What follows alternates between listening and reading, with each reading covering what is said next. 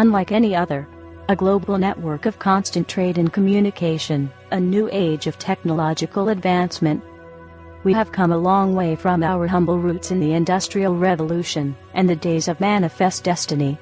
We are now pioneers on new digital frontiers, expanding our domain from the quantum world to the far reaches of space. And yet, the empire faces a crisis, a global recession, growing poverty, rampant violence, corruption in politics, and threats to personal freedom. As it was before in other times of crisis, the old stories have begun to repeat themselves. The half-truths, this time repeated nightly on cable news, and echoed through a series of tubes onto the internet. The empire is strong, change is unwise, business as usual is the answer. In times of uncertainty there are those who seek to add to the confusion, to prey on our insecurities and fears. Those who would seek to keep us divided for their own gain. The pervasive strategy takes many very convincing forms: liberals and conservatives, Christians and Muslims, black and white, saved and sinner. But something unexpected is happening. We have begun telling each other our own stories, sharing our lives, our hopes, our dreams, our demons. Every second, day in day out, into all hours of the night, the gritty details of life on this earth are streaming around the world. As we see the lives of others played out in our living rooms, we are beginning to understand the consequences of our actions and the error of the old ways. We are questioning the old assumptions that we are made to consume, not to create, that the world was made for our taking, that wars are inevitable, that poverty is unavoidable. As we learn more about our global community, a fundamental truth has been rediscovered: we are not so different as we may seem. Every human has strengths, weaknesses, and deep emotions.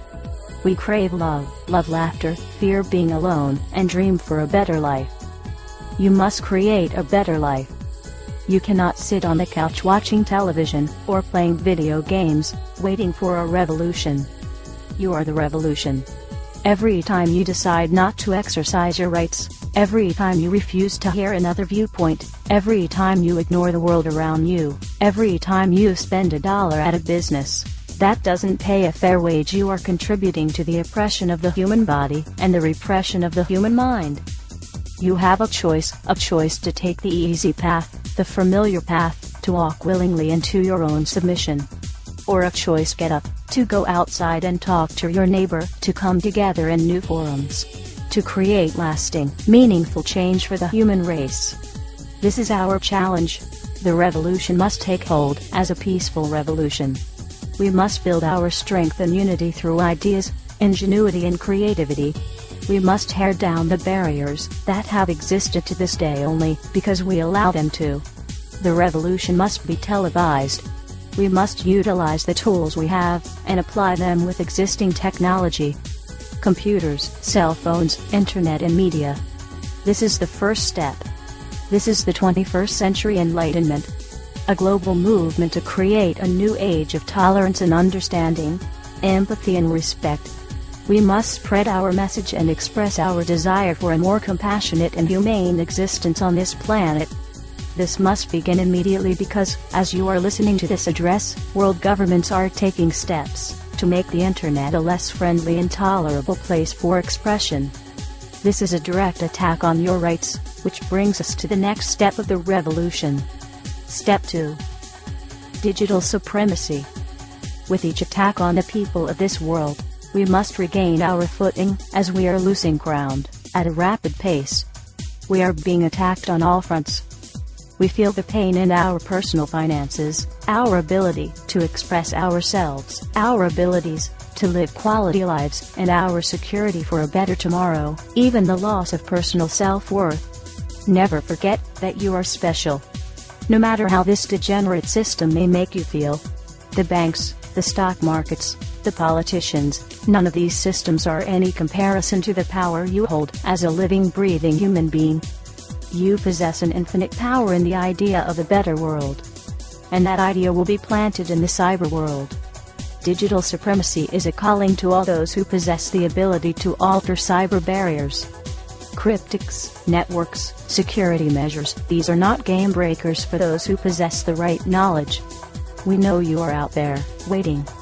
Now your calling is here.